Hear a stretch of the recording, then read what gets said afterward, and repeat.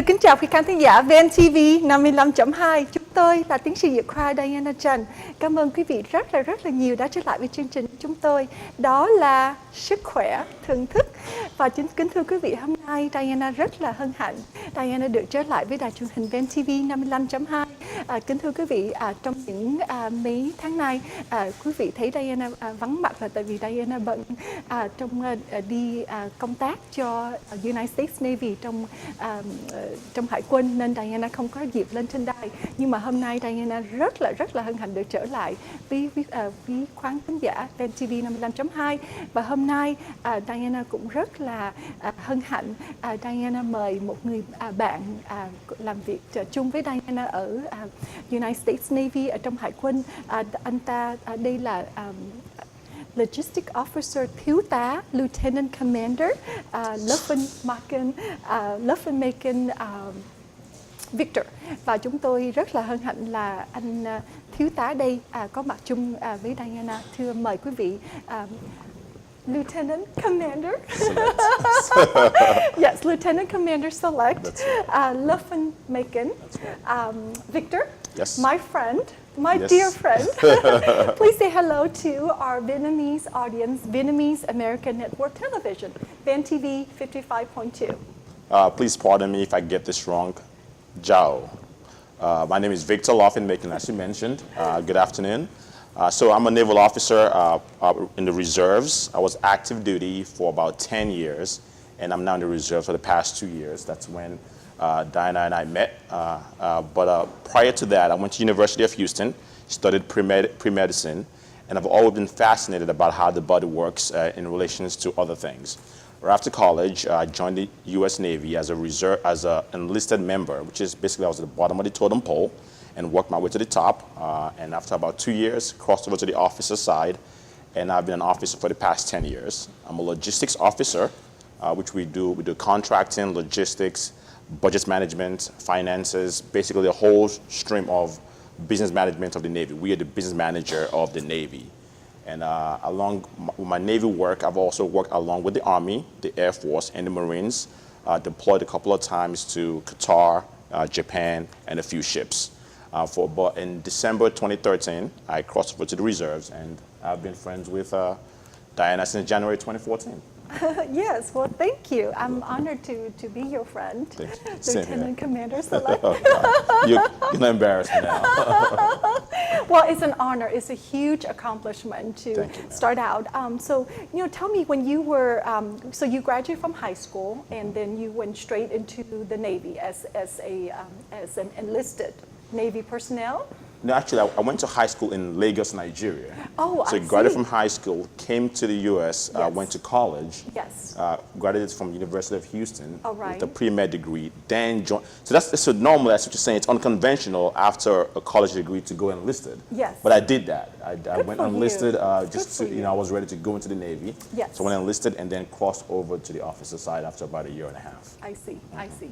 And currently, right now, you're the logistics Yes. officer. Yes. I see. Well, Yes. thank you. And I'm currently, my current position is the operations officer at Operations Support Unit in North Houston, where we both serve together. Yes. So accomplished. Oh, good Lord. Yes.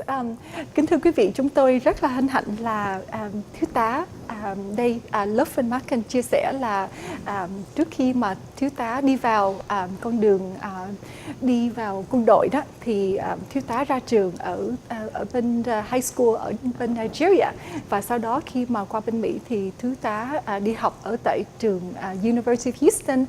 Sau khi mà ra trường đại học University of Houston với cái bằng mà pre-med học về cũng như hồi xưa là tính là đi học về bác sĩ, thì thiếu tá mới nói rằng là sau khi ra trường thì mới đi thẳng vào Navy và đi lính là 2 năm, sau đó được thành officer, được đổi qua là officer và được đi lính tất cả là 12 năm ở tại nước Mỹ đây.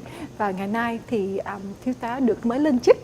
Diana thì vẫn còn là đại quý, nhưng mà thiếu tá thì được mới lên chức đây, gọi là thiếu tá. Thì chúng tôi rất là hân hạnh làm việc chung với thiếu tá Lokinmafin. Chúng tôi hiện nay thì thiếu tá với Diana đang thực tập ở tại Ellington Field gần Houston đây, cũng không có xa mấy, gần Clear Lake. Đây là một cái trại mà gọi là reserves. Chúng tôi mỗi tuần, mỗi tháng thì chúng tôi chia sẻ 2 ngày. Trong một tháng thì chúng tôi đi lính là 2 ngày, và trong một năm thì 2 tuần. Nhưng mà trong những ngày đó thì thường trong một năm thì chúng tôi được đi những mission, gọi là mission rất là nhiều ở toàn nước Mỹ. Thành ra những cái training đưa đẩy chúng tôi đi khắp nơi. Vâng, nhưng mà những ngày thường khác thì chúng tôi có công việc riêng.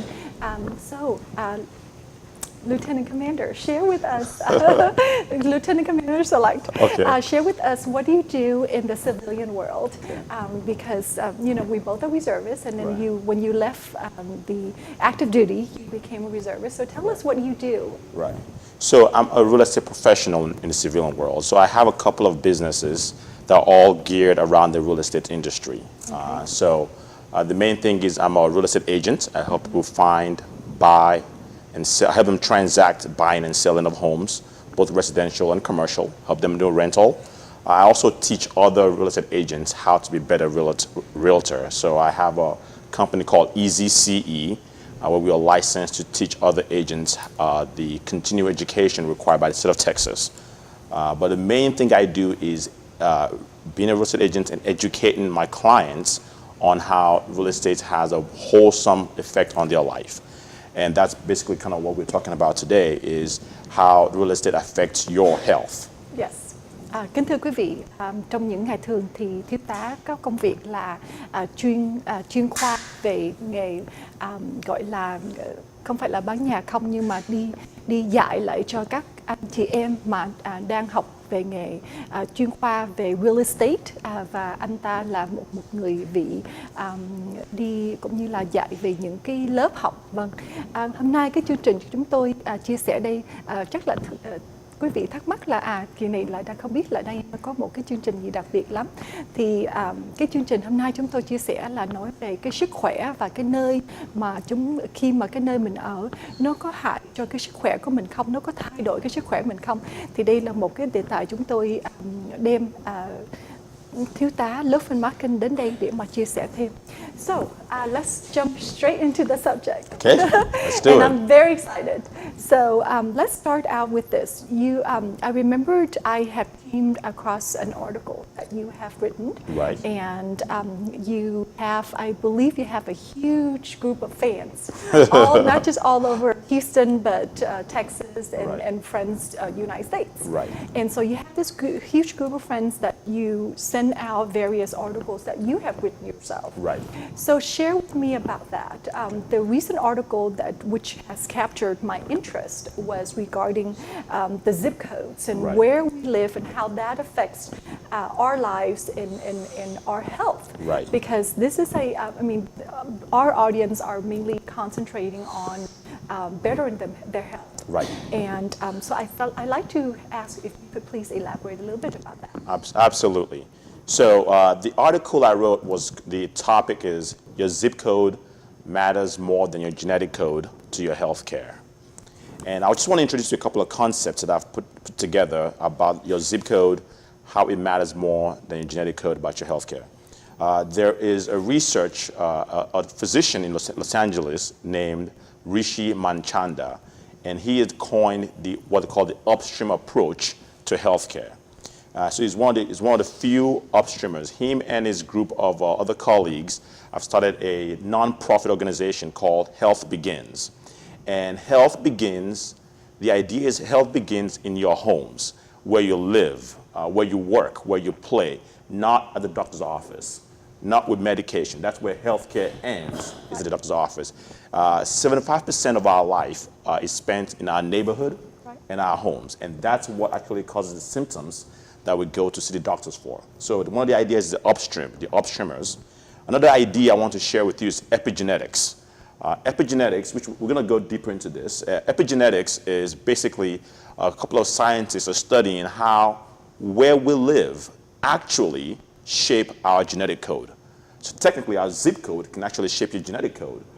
So your genes is something called molecular mechanisms, where they actually release some certain transmitters depending on where you live, depending on what is coming to them.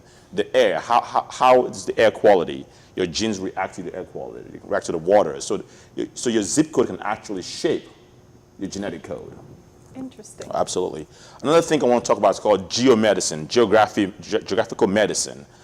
So depending on where you live, if you live close to the ship channel, where there are lots of toxins, there are a lot of sulfur dioxide, a lot of, or if you live close to a city like Los Angeles, where it's one of the highest places in the world for ozone, that can actually affect your healthcare. Of course. So if you live 20 years in Los Angeles and 15 years in, say, Buffalo, New York, where they make rubber, your chances of getting a heart attack are much higher than if you live in a place where it has a lot of green particles, a green area, a lot of green space, parks, trees, those kind of things. And there's a British study recently that actually said that the closer the proximity you are to green spaces, to trees, to parks, actually reduces your chances of heart disease. And we'll go deeper into that as well. Yes. Kính thưa quý vị, thiếu tá Lokinmafin chia sẻ đây là rất là đặc biệt, là nói rằng là ở bên Los Angeles có một vị bác sĩ này tên là Richie Manchada. Thì ông bác sĩ này đây, ông ta với một số bác sĩ nữa tìm hiểu cái thời gian mà một người mà sống lâu, tại sao mà một vị có thể là qua đời khi mới có 50, 40, hay là một vị qua đời trên 100 tuổi, cái lý do gì thì người ta tìm hiểu ra là một đầu tiên là cái nơi của mình ở. Tùy cái, thí dụ chúng ta nói là ở Houston đây, mỗi cái nơi Houston cái zip code của nó khác nhau. Thiếu tá chia sẻ nói rằng là thí dụ như bây giờ mình ở thí dụ như trong cái trên gần Pasadena, hay là gần những cái khu mà thí dụ như là Ship Channel, là khi mà có những cái chiếc tàu mà đậu bãi biển chiếc tàu đó, thì thiếu tá chia sẻ nói rằng là nhiều khi những cái nơi đó nó có những cái khối, cái pollution, những cái khối nó rất là hại cho cái phổi của mình. Hai nữa là chia sẻ là nói là thí dụ như bây giờ mình ở bên Los Angeles đi, ở bên Los Angeles, tiếng Việt Nam của mình thì mình nói là mình ở hay là ở bên Cali, Southern California, thì cái nơi bên đó nó chia sẻ nói rằng là mình có thể là bị có smog, là những cái khối mà khi mà những cái chiếc xe traffic mà chạy trên freeway đó, nhiều chiếc xe như vậy thì nhiều cái smog, nhiều cái không khí nó hại cho cái phổi của mình. Hai nữa thì thiếu tá chia sẻ là nói rằng là thí dụ như mình ở bên New York đi, ở bên New York là cái nơi mà có thể là nấu những cái rubber, là những cái bánh xe mà cho chiếc xe đó, thì trong những cái bánh xe, những cái không khí mà cái hơi đó nó tỏa ra trên cái không khí của mình, khi mà mình thở nhiều thì nó rất là hại cho cái sức khỏe mình. Thiếu tá cũng chia sẻ nói rằng là cái zip code là cái nơi mà mình ở, nó có thể thay đổi những cái gene của mình. Thí dụ như một cái em bé mà sinh ra ở tại Houston, mà cái nơi của em bé sinh nó quan trọng, nó có thể thay đổi cái máu của em bé, có thể thay đổi cái cơ thể của em bé. Khi mà em bé lớn lên, có thể là em bé đó có thể là mạnh khỏe, sống lâu, hay là em bé có thể bị bệnh những cái bệnh mà khác nhau. So let's go deeper into, you mentioned about geomedicine and also the epigenetics. Right. So share with us a little bit more about that. Okay, absolutely. So epigenetics, basically, the idea of epigenetics is that depending on where you live, depending on the air quality, the water quality of where you live, your genes actually compensate for that, and it shapes around that. So your zip code can actually shape your genetic. Now, let me give it a story that Rishi Manchanda shared about upstreamers. Yes. So basically, so a way to put this is, say there are three friends, and they went to a stream. So it's called upstreamers. They went to a stream, and they saw a lot of kids drowning and falling into the streams. And they all decided, how can we best, obviously, how can we want to help them? So all three of them jumped into the water to see how they can best help them. The first friend went straight there, was grabbing a child and trying to save one child at a time, but he loses a lot of the children. So then just drown before he can save all of them. The other guy thought about, let me build a raft. So he built a raft and tried to save as many children on a raft, and they let them sail away, but he still loses some children. They couldn't find a third friend. Where is it? Where is our third friend? And the third friend actually started swimming upstream, and they yelled, "Where are you going? The kids are here." And he said, I'm going to go find out who is pushing these kids into the water. Why are they falling into the water? What's causing it? So he was saving the kids along as he's going upstream to find out the source of what's causing this kids fall into the water. Wow. And that's the idea of upstreamers. The idea of upstreamers is to begin healthcare where it actually begins, in your homes, where we live, in your neighborhood. So you need to be very careful when we pick where we live. We need to look for a place where it's very walkable. There's a company called WalkScore, and they determine how walkable your communities are. You know, how close are you to parks? But do you have big trees that gives you shade when you walk? So you can walk during the daytime, you can walk at night. Those kind of things is what we're working on. Yes, interesting. Kính thưa quý vị, thiếu tá đây chia sẻ nói rằng là cái nơi của mình ở nó rất là quan trọng. Thiếu tá chia sẻ một cái câu chuyện đây, nói là cái ông bác sĩ Richie Manchada, khi mà ông ta tìm hiểu đó thì là ông ta kể cho một cái câu chuyện này, nói rằng là các bé mà thiếu nhi đây, các bé, một cái câu chuyện nó nói là như vậy, là các bé thiếu nhi bị drowning, là bị cũng như chìm trên một cái con sông này, thì cái nước nó chảy nó rất là nhanh.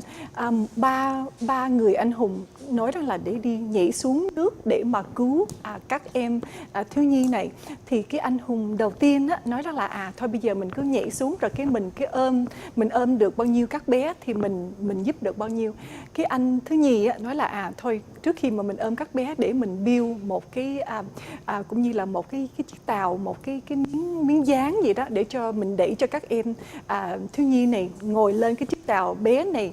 Rồi cái anh thứ ba đó, thì nói là tại sao mà mình phải cứu các em hiện bây giờ, cái quan trọng nhất là mình phải ngược trở lên cái con sông để mà mình tìm hiểu ai lại thả những cái đứa bé này xuống con sông, hay là tại sao mà các bé này lại nhảy xuống con sông như vậy. Thì cái câu chuyện đây chia sẻ là Dr. Richie Manchada nói rằng là mình cái câu chuyện này nó tựa giống như là cái cuộc đời của mình sống ở ngoài vậy đó. Trước khi mà mình mua một căn nhà, trước khi mà mình mua một cái nơi ở, hay là mình đến một cái công việc đó, thì mình phải quan trọng mình nghĩ đến đó, là cái nơi của mình ở đó nó có tốt cho cái sức khỏe của mình không.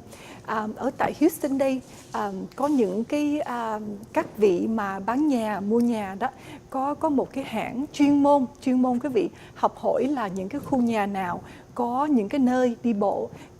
Thí dụ như là như vậy, quý vị ở trong một cái khu nhà nhé.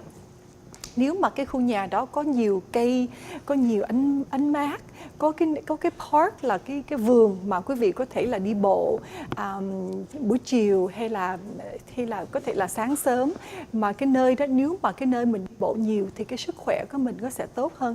Còn nếu mà mình ở trong cái khu nào không có cái vườn, không có cái park, không có cái nơi cho các em trẻ, các em thiếu nhi chạy hay là chơi không khí ở ngoài, thì mà các em tối ngày, thí dụ như mình nhét cho các em ở trong trước cái tivi hay là ở trong nhà mà không có cho các em ra ngoài chơi tự nhiên, thì cái sức khỏe của các em nó không có được trưởng thành, trưởng nở cái sức khỏe, những cái lungs, những cái organs, những cái